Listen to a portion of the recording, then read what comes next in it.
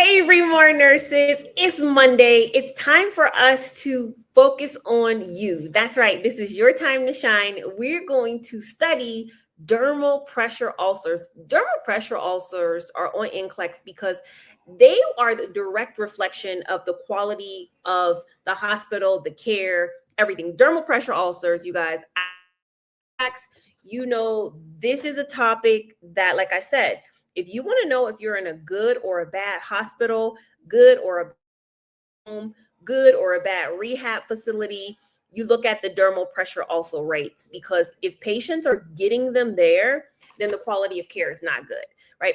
And what NCLEX wants to know is if you understand the actual complications of a dermal pressure ulcer, if you understand what's really, really, really going on underneath.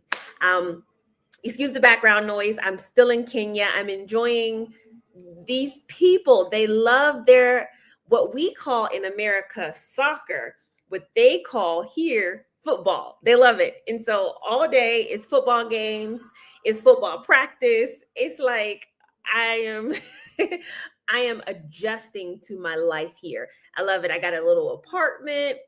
And it's actually the cooler season. And so I'm just loving it. I'm loving it. I'm traveling to Uganda next week. If you're following me, then you know that ReMar is expanding in ways I never thought. And but in 2025, here's the thing. And here's the thing that I want you to remember. You need to be ready for every opportunity. And in order for you to be ready for the opportunity, you need to be in position doing what you're supposed to be doing. That's it. Okay. So showing up to class like this, making sure that you're studying quick facts, not just studying quick facts because this is good, but this is better. Having the full program, having the V2, having the structure. This is NCLEX season. Everybody is shifting towards NCLEX. So it's easy to hop on this train right now during the months of May, June, July. Hop on this train because your license is at the end of it. That's it. The next stop is test date, license. All right. So you're either preparing for NCLEX or you're taking NCLEX. That's it. Okay. So hopefully we are able to support you along the journey. Now, speaking of support, pharmacology. Who's ready to go over it? The class opens up in June. Okay. ReMar Nurse University is opening in June. Every Monday in the month of June, we will be going over pharmacology. Why do I focus on pharmacology? Because it is a universal language. It is a universal language, and you need to be proficient. And I have in quick facts the top 200 medications, okay, that you need to know for NCLEX. Pharmacology section in the back of this book. Live here with me in the month of June. We're going to go over the most important 10 for sure. There's 10 that you got to know hands down. We're going to go over it, but pharmacology is a section that deserves an entire month. So ReMar Nurse University will be giving pharmacology what is due every Monday in June. Of course, many of you have signed up, but we are still waiting for the rest of you to sign up. So if you want to get on board, I need you to sign up for this class. Excited. ReMarNurse.com/3 letters RNU. Straight like that. Just put this into your browser, www.remarnurse.com/RNU. And this will be a formal class. So we're going to have a workbook. We will be going over it. You will have assignments. And at the end of it, you will feel better about what you know in regards to pharmacology for NCLEX. And that's the whole goal. This is graduation season. So we're going to get into it. Now, the quick facts pressure ulcer page is what? Open up this book because this is what we're in. We're going to go to page 70. I thought it was 77, but it's not. It's 75. 75. Now, my book here looks like this. Your book should not. You're going to have a lot of notes written here. I wrote my notes. Actually, I got this book in Egypt, and I saw it in the store. You guys know I spent some time in Egypt. My devotion actually will be on Egypt today. And Mark thought that this was like a history of Egypt book, Egyptology, ancient writings. It's actually just a notebook. It's like a blank notebook. I thought it was so cool, so I've been taking my notes. I've been taking like notes and stuff in here. So your book should have actual writing in it. All right. So the focus of dermal pressure ulcers, NCLEX wants to know if you actually studied this subject or if you just pretended like you studied this subject, right? And so we have to go beyond what is happening on the skin surface, because when you think about dermal pressure ulcers, the major point is what's going on beneath the skin. In other words, I want to say underneath your skin, you have what? Because dermal pressure ulcers, it's all about low oxygen. It's about low oxygen to an area. And so underneath your skin, we have, very good. We have muscles, we have tendons, we have connective tissues.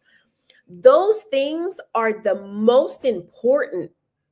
They are more important than the skin in a situation for dermal pressure ulcers because they require more oxygen. So just like patients who have myocardial infarctions, the skin and the structures underneath the skin can have cutaneous infarctions, or they can have acute oxygen loss, right? So your muscles and your tendons and your, and your connective tissues, those are going to die faster than your skin. That's one of the big things about dermal pressure ulcers. That's why we care about it. Now I have here, pressure ulcers are also known as bedsores, decubitus ulcers, or pressure injuries. And they're localized to the skin and then the soft tissue damage that develop due to that ongoing pressure and shear. And remember, these pressure points are often over bony prominences, which makes it even worse. Okay, so pressure ulcers, we talk about bony prominences, they typically develop under regions of the body where they're like the back of the head, the heels, the elbows, the hips, and the tailbone. Now, why do we care about this? Because like I said, these structures underneath the skin will start to die faster. Now, we typically are seeing dermal pressure ulcers in patients who have these risks, okay? Just going over the risks really quickly, I have here, bed sores are more common in those with thinner skin and those with restricted mobility. So if you have to think of a population here, that's going to be your elderly patients, okay? Or your immobile patients. So people with impaired mobility, impaired sensory perception, dehydration. How many people have taken care of somebody with a DPU, a dermal pressure ulcer? Patients with diabetes mellitus, patients who have decreased level of consciousness. These are the patients who are most at risk. Some of you may even yourself have had a dermal pressure ulcer. Okay. I have had one. Tell me, you know how easy it is to get a stage 1 dermal pressure ulcer. Very easy, very, very easy, right? And so what we are seeing is that, these patients who are immobile, they typically have moisture that's coming from sweat, stool, or urine, and that is going to put their skin at risk. Or patients who are under the care of those who don't know how to transport human tissue. And so they pull it or they stretch the skin. And this can be done by if you're moving a patient in the bed, or if you are moving them from a bed to a wheelchair. You can really, as a nurse, mess somebody up. You can really damage somebody just by trying to move them up in bed. And so as nurses, our responsibility is education, education, education. We're educating our nurses' aides. We're educating other nurses that work with us. Hey, we do not want to damage this patient's skin, because you know, as a ReMar nurse, that the skin is the last thing we worried about. We're worried about the surfaces underneath, okay? So there are the 4 stages we're going to go over just really quickly of the dermal pressure ulcers. Stage 1, of course, is the mildest form. It is only affecting that epidermis, the upper layer of skin. So when we are talking about a wound, there's not an actual wound bed here in a stage 1. So I have here the damaged skin. The damaged area has no visible breaks or tears. And actually, what you'll see in people who have fair skin or white skin, you will see an erythema, right? You'll see a redness. But in patients who have my skin complexion, who are African American, who are brown, who are dark skinned, you're not going to necessarily see that redness, but you will notice that the discoloration will be there. So the discoloration might appear blue or purple. It will be darker, or it will be different from the normal skin.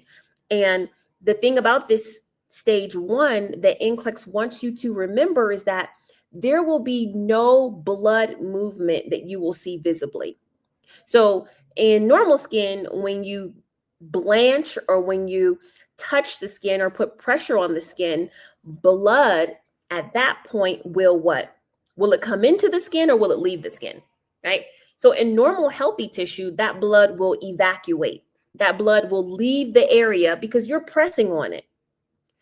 But in patients with the stage 1, you will not see movement of blood. It will remain red. It will remain darker, okay? That white appearance that you would typically expect to see is not going to be there, all right?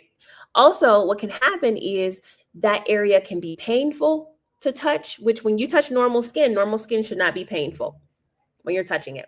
Stage 1, it will be painful. It may be warm.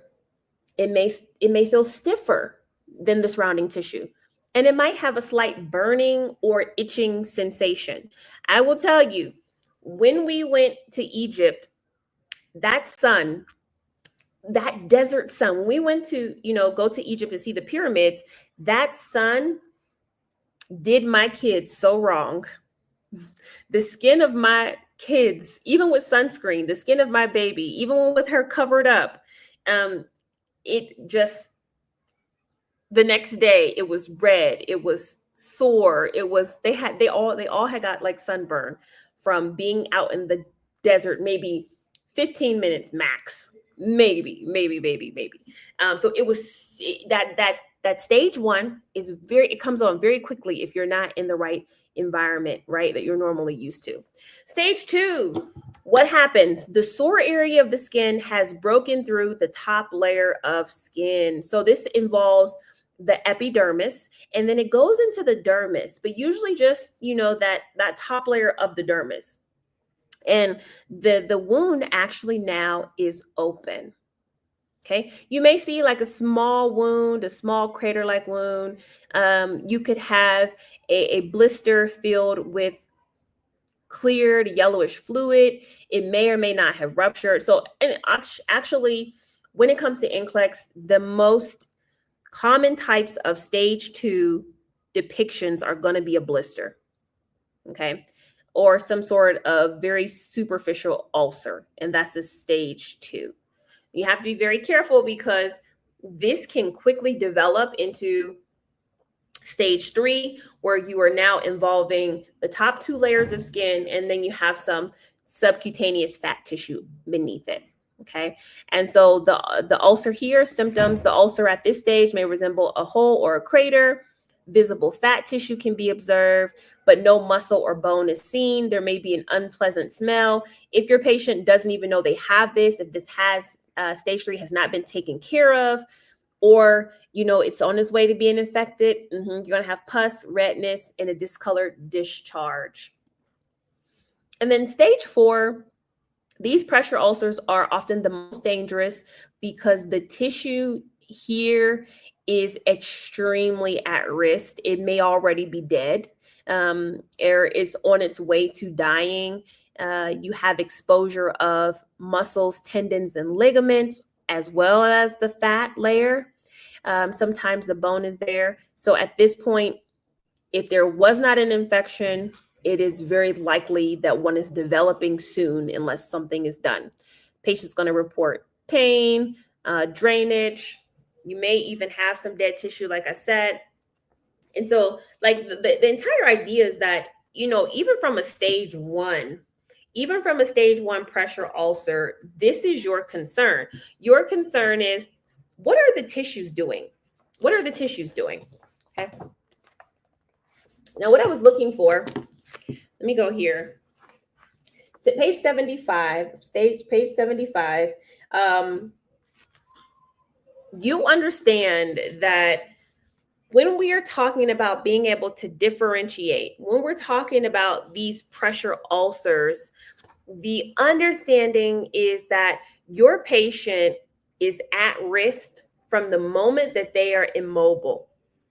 From the moment that somebody is responsible for their mobility, this is the direction we don't want them to go in. Also, dermal pressure ulcers are totally preventable. They are modifiable. All of the risk factors that we discussed are modifiable. So, how many dermal pressure ulcers are expected in a hospital? How many are expected? How many are okay? When we talk about this, 0. There should never be a patient with a dermal pressure ulcer. That's just our standard, right? That's my standard. There's never a patient with one. They don't happen. There is a scale that you need to be familiar with if you are working in a hospital environment. In America, we use the Braden scale. And this, you don't have to have this memorized. Please don't have this memorized. But you do have to know the purpose of it. And it is looking at whether your patient is at a mild risk or a very high risk for the dermal pressure ulcer. Okay. And so the lower number that you get, the more your patient is at risk. Having a low number is not a good thing. It's a bad thing. Okay. And the reason we're very aggressive about the dermal pressure ulcers, number one, is because they don't need to happen to a patient, but also as they are more serious, they can have complications. So cellulitis is an inflammation of the skin and the surrounding soft tissue. So as a result, the area may become heated, swollen, and inflamed. Also, bone and joint infections are common. And that's just what they are. I don't have to go into that. You guys understand, osteomyelitis is an infection of the bone. Very painful, very difficult to treat. And then sepsis as well, although not usually, but if in cases of severe neglect, you will have an infection that gets into the patient's bloodstream. Okay. All right.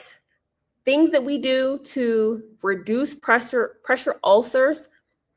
Absolutely. We need to reposition. We need to rotate. We need to shift our patients frequently. And frequently, that is subjective. Most hospitals are saying every 2 hours. And some are saying, hey, every 15 minutes, if your patient's in a chair, it's not 2 hours. They should be getting shifted even more frequently because they're actually sitting up in a chair. So using supportive material like a bed, a mattress, specialty cushions. And then, of course, if your patient develops that pressure ulcer, cleaning the wound is very important. And you being able to do it for doctor's orders or having a wound specialist, making sure that the skin is intact, washing it with a mild cleanser, patting it dry, or if the doctor's ordered bandage, we can have a bandage which will help the wound heal quickly by keeping it more moist and also protects it against infection. Very important concepts, but for the general practitioner and the new graduate nurse, the idea is that you're able to recognize and prevent this from ever happening. Okay. Now, in severe cases, of course, the physician or the nurse can remove damaged tissue. This is done if you have specialized training in nursing, not just a general RN, LPN. We're not, even myself, we're not removing tissue, okay? But that is a treatment option. And of course, antibacterial creams, oral antibiotics, or IV antibiotics if the patient has an infection. So what are some things we can do? How about this? Reposition the client. So we're changing the client's position every 15 minutes if they are seated, and every 2 hours if they are lying down. These are general recommendations. We are also doing our assessment. We're inspecting the patient's skin, changes in color, sensation. We are assessing for any tenderness, pain, coolness patient may report. We're encouraging clients to have the proper nutrition because nutrition matters. A well-balanced diet, increasing fluid. These things are preventative if they're not contraindicated.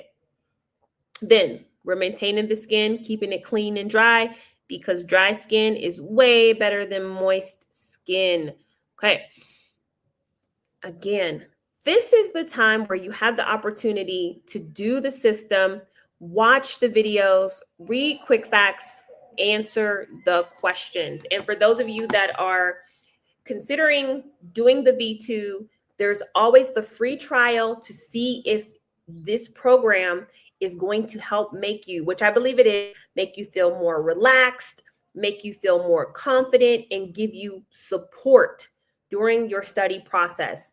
Nothing is better than feeling like I know what I'm supposed to be doing. And that's what the NCLEX V2 will do for you. Okay, let's get into some NCLEX questions regarding the dermal pressure ulcers. Ready? Put ready on the screen, ready on the screen. All right, now, how about this? First question, I'm having it right here. The nurse is assigned to multiple clients, okay? Which client has the highest risk of developing pressure ulcers? Number one, a client with asthma on steroid medication. 2, a post-hysterectomy client with a history of hyperthyroidism. 3, an elderly client with stage 4 stomach cancer and on an open. 4, a client with gallstones and set up for laparoscopic cholecystectomy the next day. Oh, my. What is your major concern? All of these patients should be seen, okay?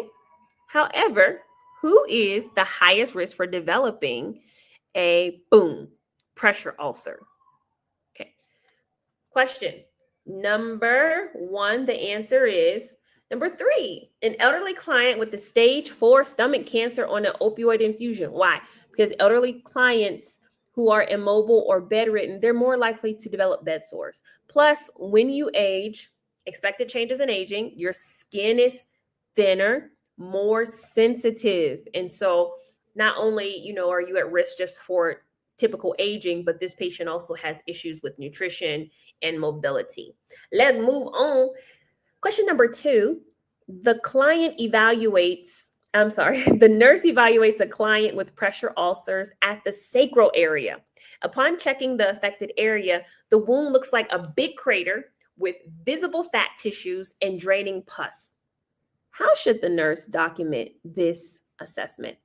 Is it number 1, a stage 4, 2, stage 2, 3, stage 1, or 4, stage 3?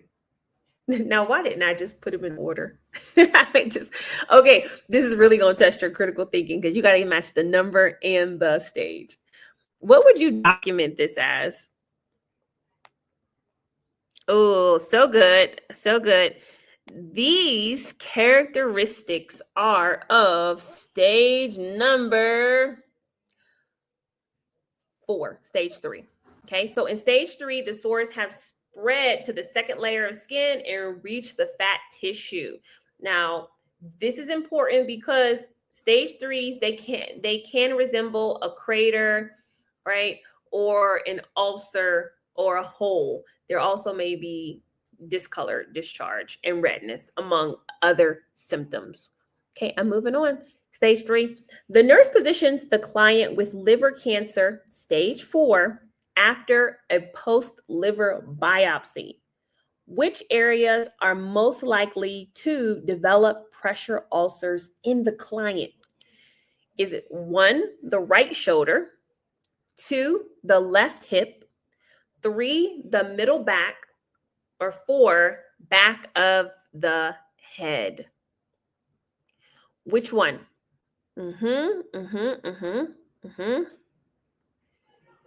All right, let me know which one. And this absolutely is critical thinking, but also more so, do you understand just basic nursing care?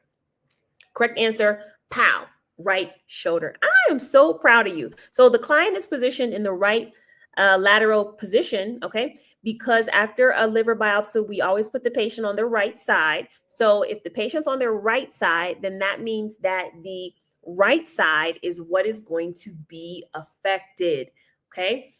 All right, question number 4, how about this? The nurse is developing a plan of care for a non-ambulatory client because of stroke, malnutrition, and osteoporosis. What nursing interventions should be included in the client's plan of care to avoid pressure ulcers? So in other words, I'm saying you have a patient who is non-ambulatory. What is important to put in their plan of care so they don't have skin breakdown? Is it number 1, limit the fluid intake to keep the skin clean and dry? 2, during feeding, place the head of the bed elevated and raise the foot of the bed. Okay. 3, turn the client every 4 hours. Or 4, keep the skin moist. What say of you? Woo. It is number 2. So you're going to elevate the head. Read the rationale. Elevating the foot of the bed when the client is sitting up or elevating the head of the bed during feedings keep them from sliding down into the bed. Sliding off the bed may generate friction and shear, resulting in a pressure injury to the client. So this is something that should be included. Oh, there's one more. How about this? Question number 5. A nurse is caring for a client with a stage 3 pressure ulcer on the left hip. Which intervention is the highest priority when developing the plan of care for this client? Is it number 1, initiate prophylactic antibiotics to prevent infection? 2, apply a hydrocolloid dressing over the ulcer? 3, elevate the client's left hip to reduce pressure on the ulcer? Or 4, increase the client's fluid intake? Okay, so what do you have here? Because what's happened now is there already an ulcer here. So this is not about prevention. What do we do now for our patient?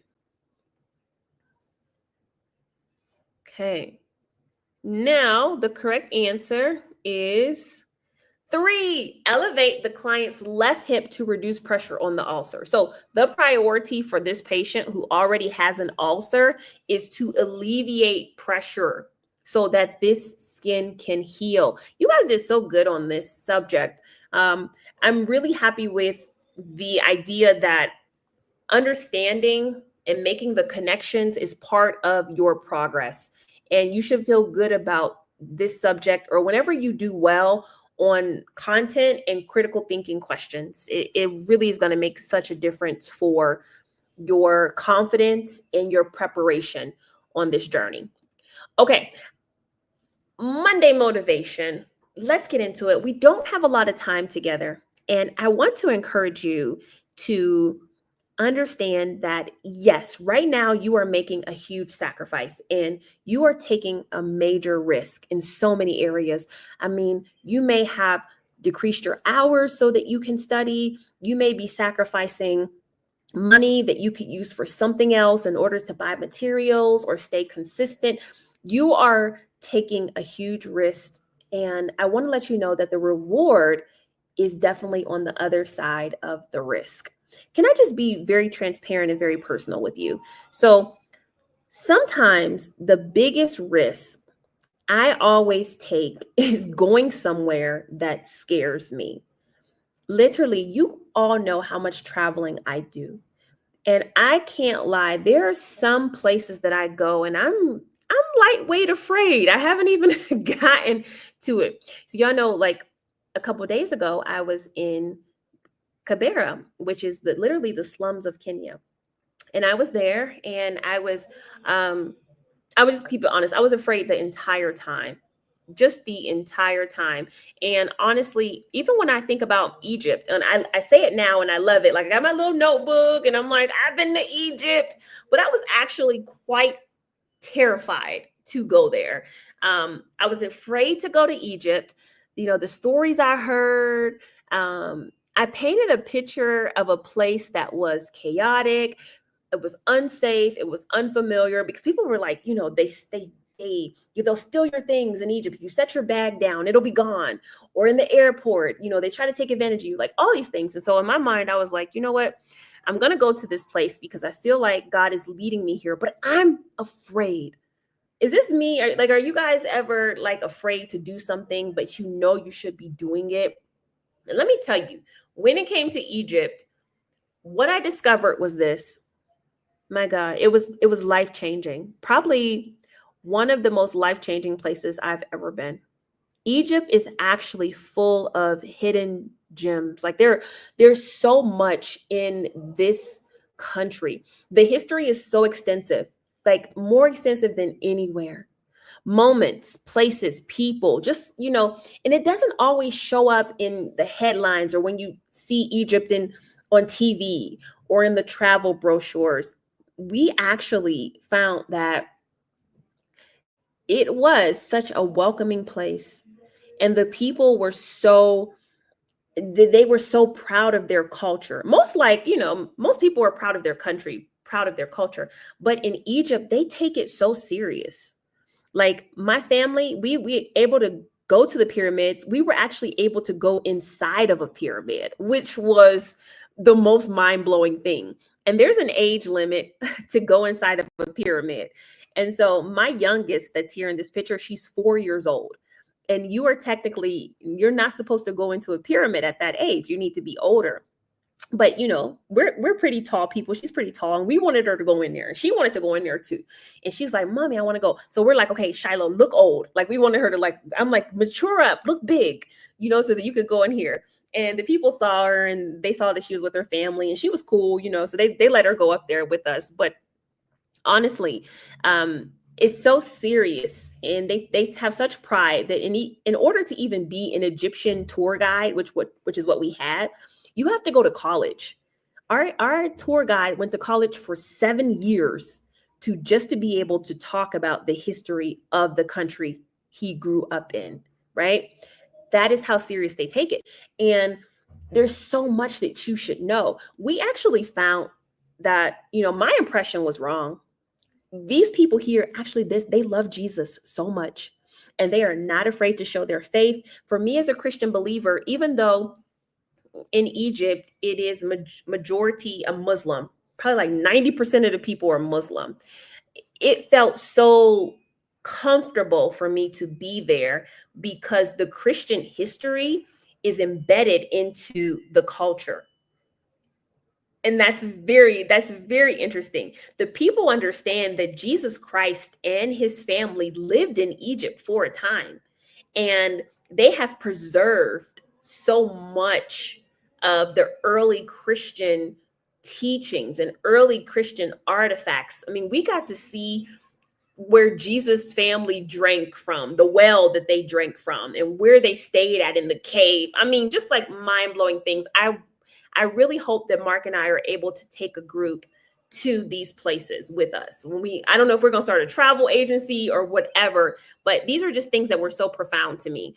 The faith is in Egypt, and you don't see that. And as Mark and I learned more about it, we begin to look at the Bible in different ways, and we see how God addresses Egypt. In Isaiah 19:25, the Bible says, "Whom the Lord of hosts shall bless, saying, Blessed be Egypt, my people." God actually calls Egypt my people, and Assyria the work of my hands, and Israel my inheritance. And oh man, you guys, it was just so amazing to see the Christians in Egypt who were changed. Because sometimes when we think about Egypt, we really keep it to the 10 Commandments, the Exodus story.